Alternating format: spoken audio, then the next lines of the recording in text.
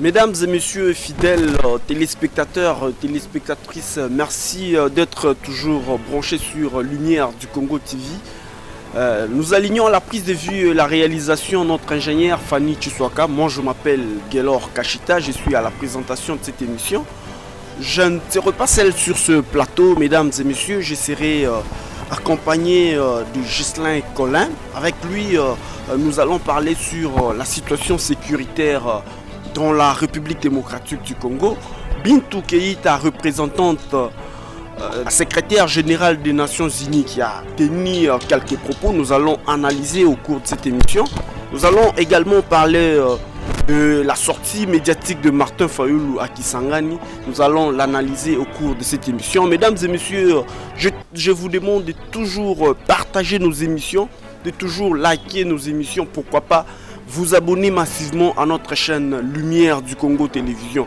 Je vous souhaite bonnes conditions d'écoute à toutes et à tous. Bonjour et bonsoir une fois de plus, mesdames et messieurs. Comme je l'avais annoncé dans les titres, je reçois sur ce plateau monsieur Ghislain Collin. Il est déjà avec moi sur ce plateau, à qui je dis bonjour. Bonjour monsieur le journaliste. Monsieur Ghislain, comment la santé? Comme vous voyez, il n'y a pas à dire. Ça va bien par la grâce de Dieu, surtout pour nous les chrétiens. Oui, merci beaucoup. Soyez le bienvenu dans notre plateau. Merci. Nous allons, avant peut-être d'entrer dans la matière, je demande une fois de plus à tous nos téléspectateurs, tous nos internautes qui nous regardent en ce moment, de pouvoir partager nos émissions, pourquoi pas vous abonner aussi massivement sur Lumière du Congo, car c'est ici où il y a des informations fiables, des analyses bonnes comparativement à d'autres chaînes YouTube. Monsieur Ghislain, nous allons parler de la situation sécuritaire dans la République démocratique du Congo. Je sais qu'il y a beaucoup d'analystes politiques. Quand je vous ai appelé, je sais que vous allez aussi apporter en plus dans notre émission et aussi apprendre aussi à tous nos téléspectateurs qui sont en train de nous suivre en ce moment. Bintou Keïta, la représentante de la secrétaire générale des Nations Unies en RDC, a tenu des propos. Bon, il y a beaucoup d'analyses en rapport avec ça. Il dit que le M23 a des armes lourdes que la RDC. Et on a remarqué même le ministre des Communications et Médias et porte-parole du gouvernement qui a essayé de recadrer la représentante Bintou Keïta. Comment vous avez analysé ces propos, vous, en tant qu'analyste politique? Oui, monsieur le journaliste, merci d'abord pour les choix que vous aviez portés sur moi. Qu'ensemble décortiquons cette problématique. Vous saviez, je commence d'abord par saluer les courages du gouvernement congolais au travers son porte-parole, son ministre de communication, je cite la personne de Patrick Mouyaya, qui n'a pas tardé à réagir à ses propos. Vous saviez, la République démocratique du Congo dépense beaucoup d'argent logistiquement pour que la MONUSCO, ou soit les Nations Unies, si vous voulez bien, puissent exister ou puissent être en RDC.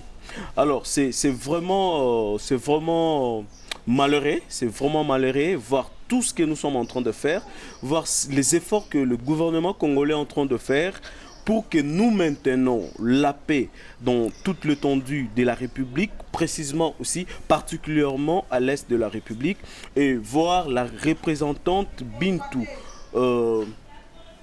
tenir ce genre de propos. En tout cas, c'est triste. C'est triste. Vous saviez, si nous-mêmes, nous nous concentrons, si, par exemple, nous pouvons prendre cet argent, le moyen logistique que nous donnons, la somme que le trésor public décaisse pour que la MONUSCO puisse exister en RDC, on peut prendre cet argent, mettre ça à la disposition de nos forces armées qui fait aujourd'hui la fierté de notre pays, on Ouais. peut mettre ces moyens-là à leur disposition pour les encourager et pour leur donner des moyens logistiques et demander, comme autrefois, je me rappelle dans le régime passé de Joseph Kabila, leur demander de prendre leurs bagages et puis partir. Vous n'allez pas me dire que c'est partout au monde où il y a la MONUSCO.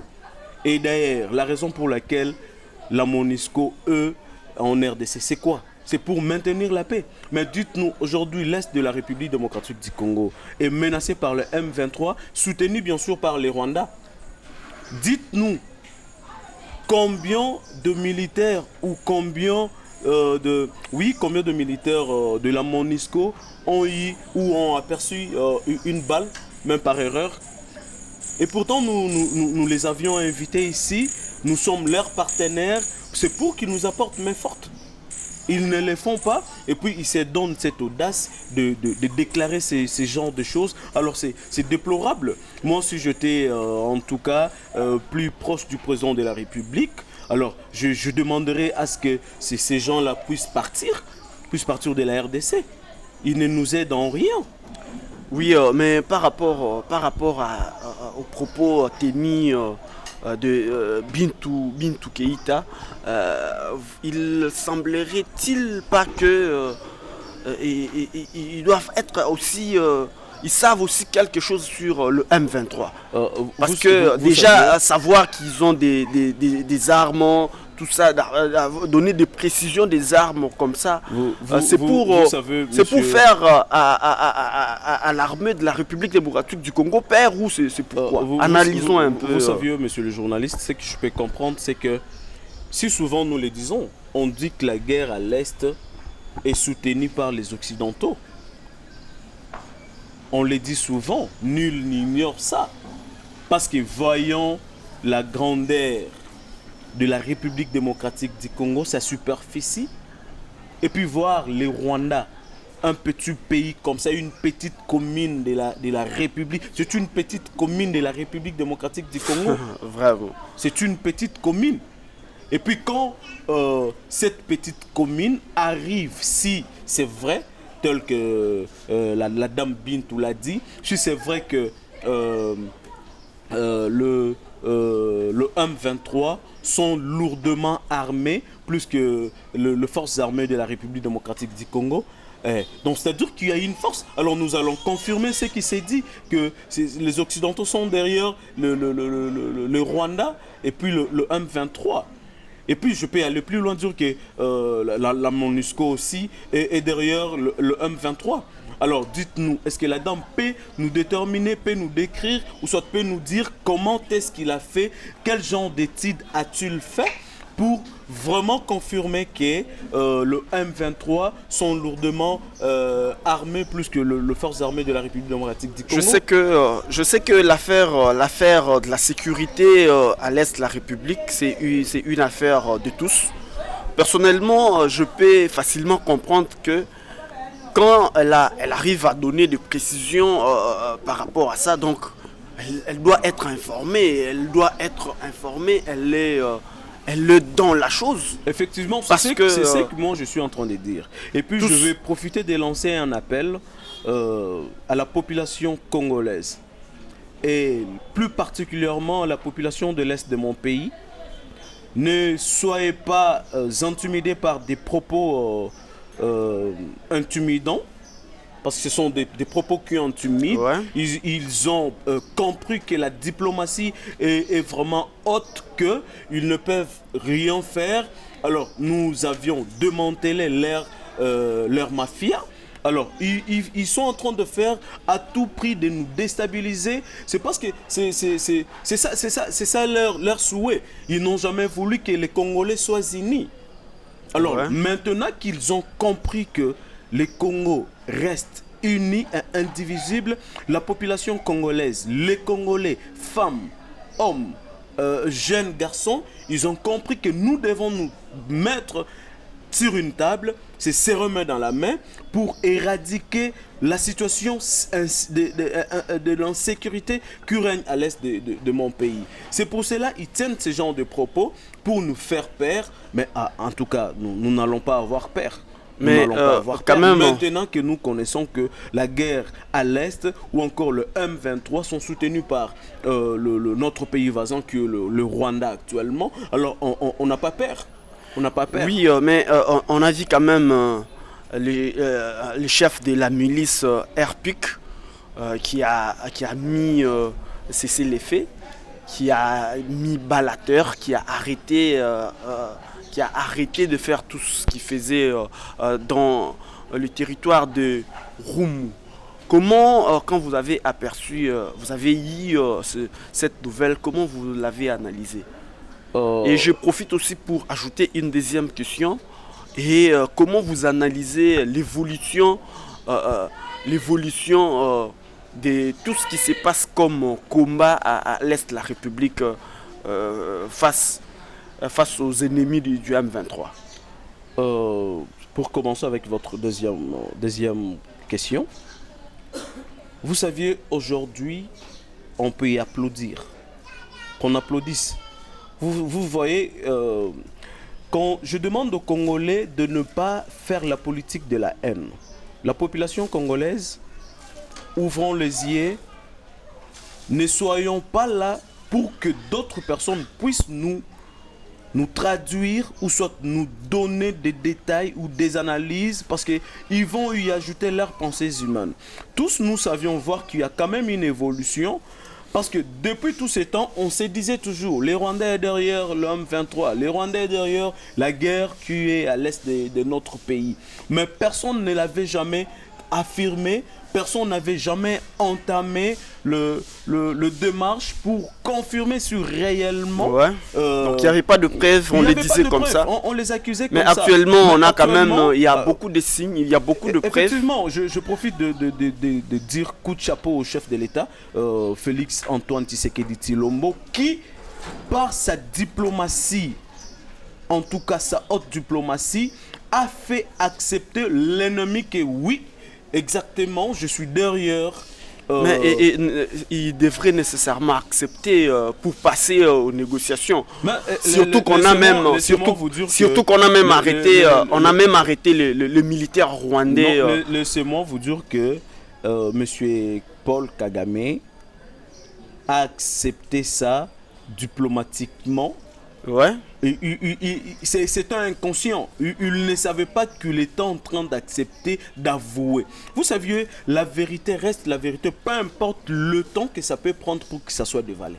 De toutes les façons, si aujourd'hui, et à Kana sincère, vérité et un escalier progressivement aujourd'hui, attendez. Si aujourd'hui Paul Kagame ou les Rwandais peut dire que non, voilà, il n'est pas derrière le M23, alors pourquoi vous acceptez les négociations? Mais il ne faut pas aussi oublier que au Rwanda actuellement, tout ne marche pas au Rwanda. C'est pour vous dire que le Rwanda vivait de la RDC, vivait de tout ce qui s'est passé à l'Est de la République démocratique du Congo.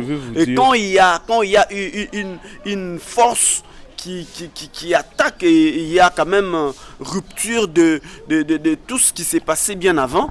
Aujourd'hui, au Rwanda, il y a une souffrance. Ils ne savent pas vivre convenablement comme ils vivaient. C'est pour vous dire que seulement pas les Rwandais qui souffrent actuellement, parce que la République démocratique du Congo a 9 pays voisins.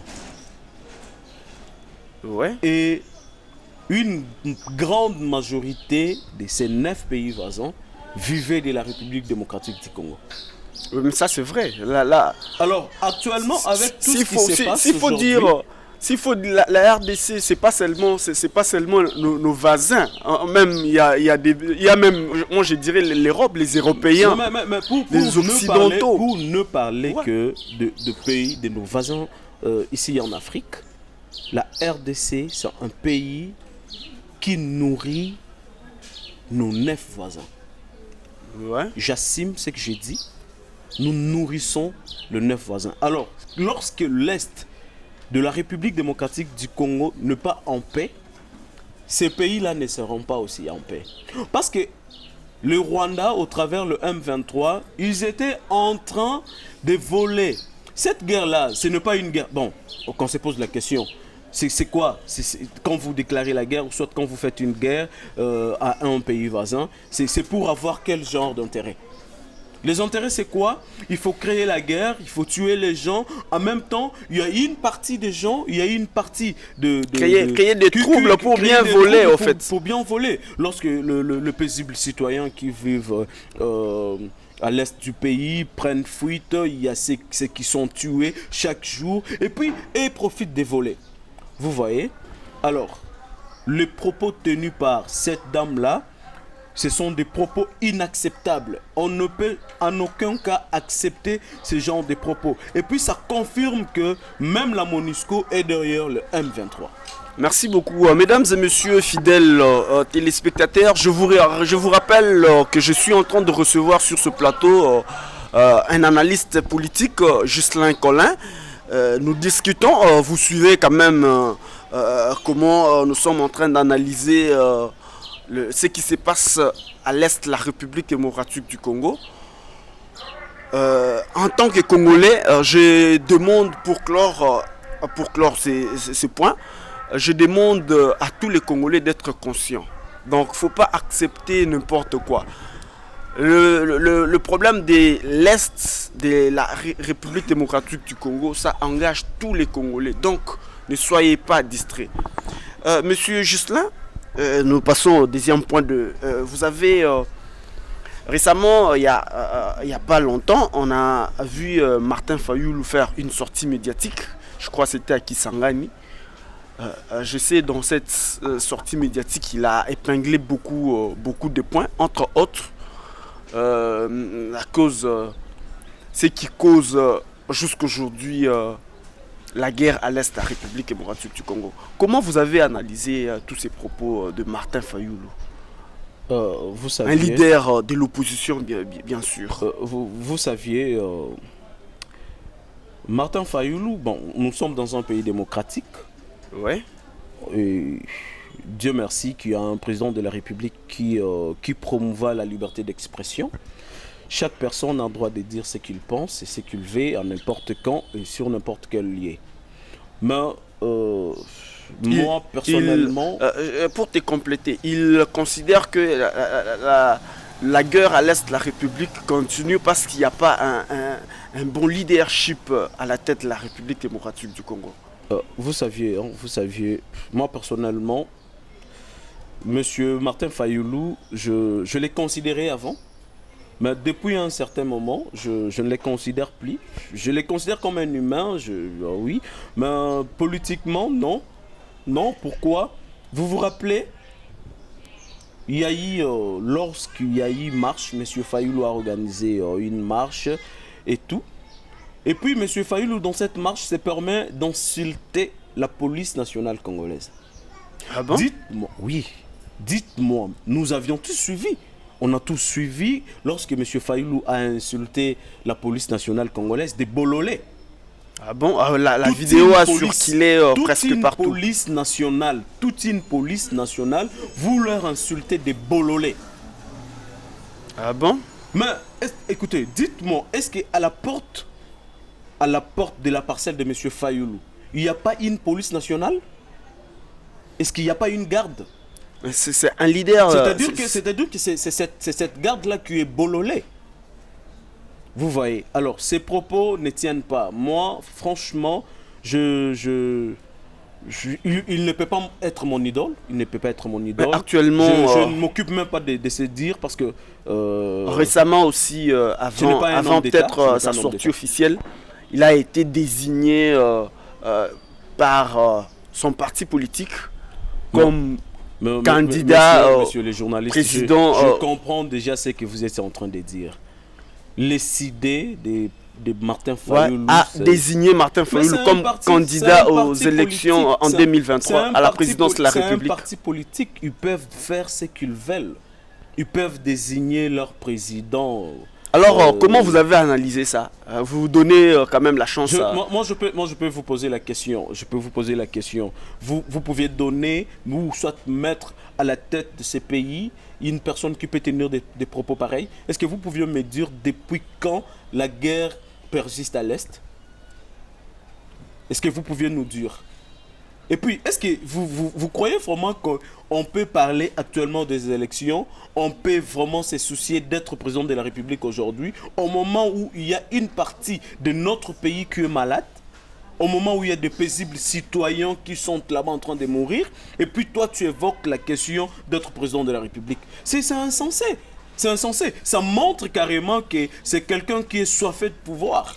Attends, qu'ils nous disent, depuis qu'on les connaît, Martin Fayoulou, je l'ai entendu, je l'ai suivi, il a dit que si c'était lui à la tête de ces pays, la guerre à l'Est aurait dit déjà terminée. Par quel mécanisme? Qu'ils nous disent combien de temps a duré la guerre à l'Est de notre pays? Est-ce que vous pensez qu'une telle personne peut diriger ces pays? Attends, monsieur Fayoulou, vous êtes un grand frère, un papa, si vous voulez bien. Les Congolais ne sont plus les Congolais d'hier que vous aviez eu à tromper. Aujourd'hui, le FCC a eu à occuper beaucoup plus de sièges dans ce pays, ou soit encore si aujourd'hui Ngobila, qui était l'étiquette de FCC, est devenu gouverneur de cette province de Kinshasa, c'est grâce aux députés de la Mouka. Et ce sont des choses que Martin Fayoulou a toujours fait. À l'époque, vous connaissez que si Kimbuta était devenu gouverneur de cette province, grâce à Martin Fayoulou, qui a refusé de voter pour Adam si Bombolé. Vous vous rappelez bien, ça c'est l'histoire, oui. Oui, ben, on ne peut pas tromper l'histoire. Alors moi personnellement, je ne peux pas rester là en train de parler des Fayoulou. Alors il n'est pas un exemple à suivre. Je me dis seulement qu'il sera peut-être un jour devant la population, ou soit sur la chaîne nationale, et puis en train de prononcer un discours, et puis hasardeusement, il sort des injures. Alors, comparativement à Jean-Pierre Mbemba, il a aussi fait récemment une sortie médiatique. J'ai vu, il demandait à la population d'applaudir pour le président Félix Tshisekedi, qui, dans ces coins-là, depuis les années, il n'y avait pas du courant. Et il y a actuellement du courant, je crois, à Manono. Comment vous avez analysé aussi une telle chose d'un leader congolais qui demande les applaudissements pour... Vous saviez, tout au début, je vous ai dit, il ne faut pas faire la politique de la haine. Ouais. Il faut être réaliste. Être réaliste, c'est quoi? Il y a eu, je vous donne un exemple, il y a eu un truc des rames. Il y a eu les Congolais qui pleuraient, mes crédits et tout et tout. Le RAM en soi n'était pas mauvais, mais seulement la manière... C'était un problème de communication, en fait. Seulement la manière dont on retranchait les crédits qui ne plaisaient pas à la population congolaise. Vous voyez? Alors, on a déploré. Et aujourd'hui, le paisible citoyen congolais ne plus retranché, on ne le retranche plus ses crédits. Vous voyez ce que nous voulons. Ce qui est mauvais, on dit que c'est mauvais. Ce qui est bien et bien fait aussi, on applaudit. C'est ça, c'est comme ça on doit faire évoluer la République, ou soit on doit développer notre pays. Ce qui est bon, on applaudit. Alors, coup de chapeau à monsieur Jean-Pierre Mbemba, qui est un politicien réaliste. Il a trouvé que telle chose a bien marché, alors il a demandé à la population d'applaudir. Et ce qui n'est pas bon aussi, il dit que c'est pas bon. Donc c'est vraiment, c'est bien d'éviter peut-être la politique de la haine, mais soyons quand même réalistes. En tout cas, c'est ce que je vais conseiller à la population congolaise. Ne faisons pas la politique de la haine. Vous saviez, la République démocratique du Congo pleure de la souffrance depuis 1960. Aujourd'hui, 62 ans, nous disons toujours que nous ne sommes pas développés, nous souffrons, nous sommes un pays pauvre. Oui. Attends, comment voulez-vous qu'un pays qui souffre depuis 1960, depuis l'indépendance, et comment voulez-vous que ce pays puisse avoir son développement en 3 ans? En 3 ans. Mais dites-nous, là, je profite pour te poser la question. qu'est-ce que tu peux demander, bon, en fait, qu'est-ce que tu peux dire aux gens qui comparent Joseph Kabila qui a fait 18 ans et Félix Tshisekedi qui a ne fait que 3 ans. J'ai toujours remarqué beaucoup de gens faire cette comparaison-là. Qu'est-ce que tu peux leur donner comme message? Vous saviez, Joseph Kabila a dirigé pendant 18 ans, vers 19 ans. Et pendant les 18 ans, cette période-là, c'est une période que le Congo devrait se développer. Le Congo devrait se développer pendant les 18 ans. Je vais vous donner un exemple typique. Je m'intéresse à la population congolaise. Réfléchissons. Mouzé est venu en RDC en 1997. Dites-moi, un enfant né en 1997, aujourd'hui en 2022, il peut avoir quel âge? Dans les 25 ans, 25 ans, 24, 25 ans. Ouais. Aujourd'hui, le développement de notre pays devrait être boosté par cette génération-là. Les enfants nés en 1997, je peux encore reculer, les enfants nés en 1991, les filles et garçons, parce qu'aujourd'hui, les enfants de 1991, ils ont 30 ans ou 31 ans. Ce sont ces jeunes-là, ces enfants-là, imaginez-vous, ils peuvent être combien dans la République démocratique du Congo entière? Ils peuvent être combien? Mais pendant les 18 ans, Joseph Kabila n'a même pas pu éduquer ces enfants-là. Imaginez-vous si ces enfants-là étaient bien éduqués pendant les 18 ans de Joseph Kabila. Parce que l'éducation d'un enfant commence déjà à 5 ans. Si déjà les enfants qui étaient nés en 1991, en 1997, ils avaient déjà 7 ans. Ouais. Et puis, lorsque Joseph Kabila est devenu président de ce pays, c'est à ce moment-là qu'il devrait assumer une bonne éducation, une bonne formation. Pourquoi ne pas faire à l'époque? Pourquoi il n'avait pas fait, par exemple, comme le Japon? Qu'est-ce que le Japon a fait?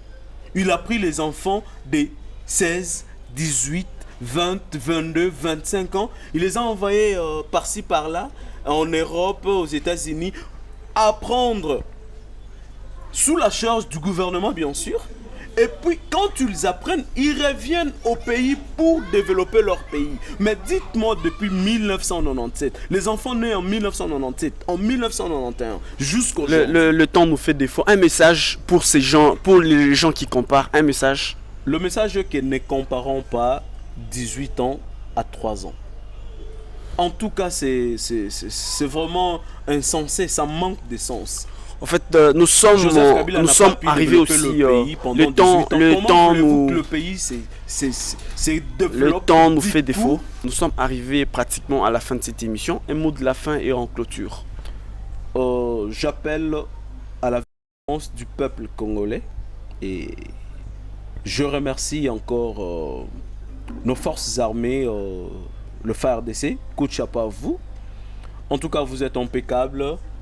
La population congolaise, continuons à soutenir nos forces armées car ce sont elles qui fait notre fierté à l'est de la République démocratique du Congo. Et puis soutenons les efforts entretenus par le chef de l'État, je cite Félix Antoine Tshisekedi Tshilombo, que je dis coup de chapeau là où il est.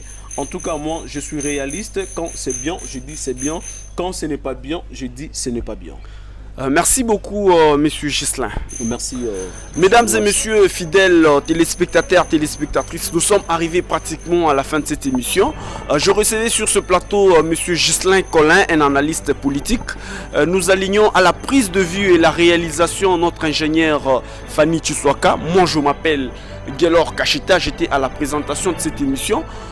Merci beaucoup pour votre sympathique attention accordée à cette émission.